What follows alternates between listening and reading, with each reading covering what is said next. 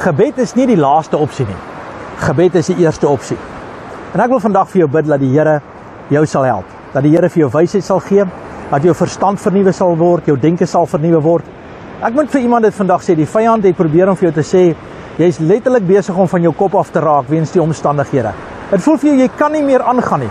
En ek wil hê jy moet vandag sê, op hierdie oomblik aktiveer ek God se krag van gebed oor jou lewe.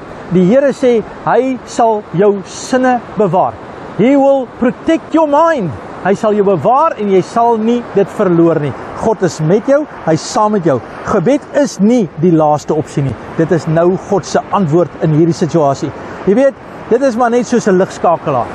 Baie mense dink ek moet dit eers later aansit. Sit dit nou aan, dan sal die hele kamer verlig wees. Ek wil vir jou bid vandag, dat die oorwinning van die Here jou deel sal wees.